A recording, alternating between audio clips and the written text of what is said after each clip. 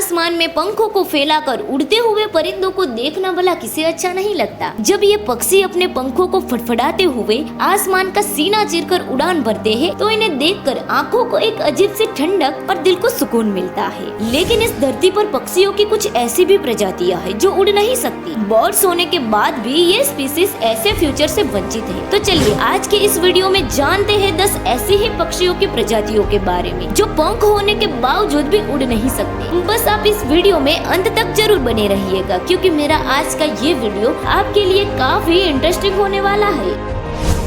Ostrich. Ostrich दुनिया का सबसे तेज दौड़ने वाला पक्षी जरूर है, लेकिन उसके पास उड़ने की काबिलियत नहीं है। जरूरत पड़ने पर ऑस्ट्रिच 70 किलोमीटर प्रति घंटा की स्पीड से दौड़ सकता है, लेकिन खुले आसमान में उड़ नहीं सकता है। ये पक्षी काफी वजनीय होता है, जिसकी वजह से इसके पंख इसके वजन को उठा पाने में सक्षम नहीं होते हैं। आमतौर पर ऑस्ट्रिच अफ्रीका और इसके आसपास के इलाकों में पाए जाते हैं। हालांकि किसी जमाने में एशिया के अंदर भी इनकी मौजूदगी देखी जाती थी, लेकिन बड़े पैमाने पर इनका शिकार होने के कारण ये पक्षी एशिया में पूरी तरह से गायब होने की कगार पर पहुंच चुके हैं। अब अगर बात करें ऑस्ट्रिच की साइज और वजन की, तो उसकी औसत ऊंचाई करीब 6.9 फीट के आसपास होती है, जबकि उसका वजन करीब 63 से 140 किलोग्राम के आसपास होता है।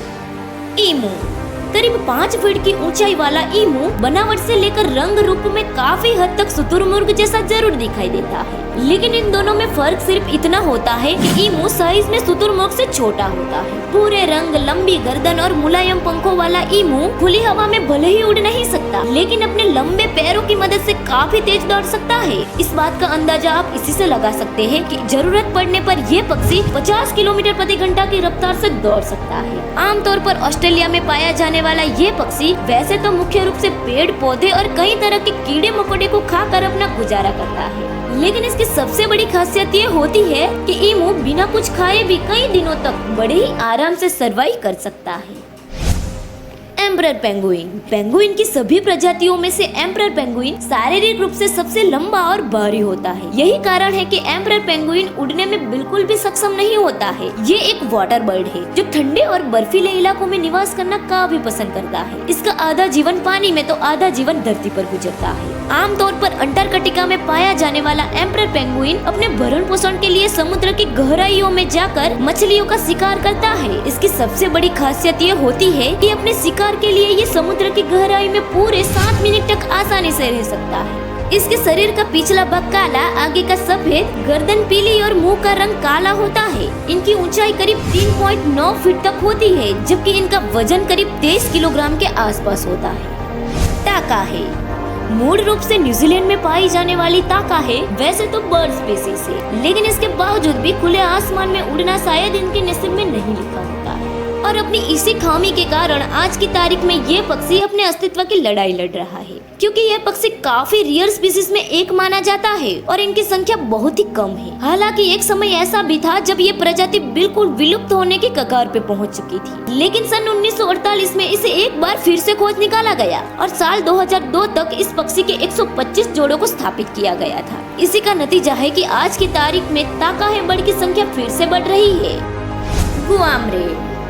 साइज में छोटा दिखने वाला ये पक्षी आमतौर पर अमेरिका में पाया जाता है। हालांकि लुक्स के मामले में तो गुआम रेल पक्षी भी बाकी के दूसरे पक्षियों की तरह ही दिखाई देता है, लेकिन दूसरे पक्षियों की तरह इसके पंख उतने विकसित नहीं होते हैं। इसकी वजह से ये उड़ान भरने में सक्षम नहीं होता है। 70 के दशक से पहले तक गुआम रेल पक्षी अमेरिका के गुआम इलाकों में पाई जाती थी। यही कारण है कि इस पक्षी को गुआम नाम से जाना जाता है। काकापो।